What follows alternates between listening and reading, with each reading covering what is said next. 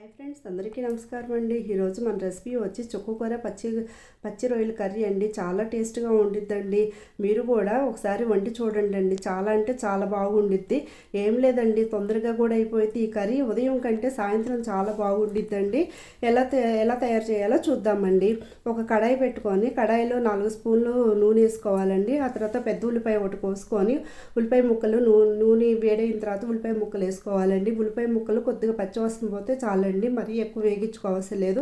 ఆ తర్వాత 4 పచ్చిమిరకాయలు వేసేసుకొని 1 స్పూన్ అల్లం పేస్ట్ వేసుకోవాలండి, అల్లం వెల్లుల్లి పేస్ట్. ఆ తర్వాత 2 టమాటాలు కోసేసుకోవాలండి.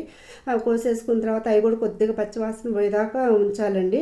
ఆ తర్వాత మనం క్లీన్ చేసుకున్న రొయ్యలను కూడా వేసేసుకొని తగినంత ఉప్పు పసుపు వేసుకొని గెంటితో తిప్పుకోవాలండి. ఇక నీళ్ళు పోయే అవసరం లేదండి, అందులో నీళ్ళు వస్తాయి. ఆ నీళ్ళు ఇంకేదాకా మనము మూత పెట్టి ఉంచాలండి. చూడండి వీడియో ఎలా చూపిస్తున్నానో ఎలా వస్తుందో. నీళ్ళు ఇంకిపోయినాయండి. ఆ తర్వాత మన రుచి తగ్గంత కారం వేసుకోవాలండి. 1 స్పూన్ ధనియాల పౌడర్ వేసుకున్నాను. 1/2 స్పూన్ గరం మసాలా పౌడర్ వేసుకున్నానండి. చూడండి ఇప్పుడే కలర్గా కనిపిస్తుంది, చాలా బాగుండిద్దండి టేస్టీగా.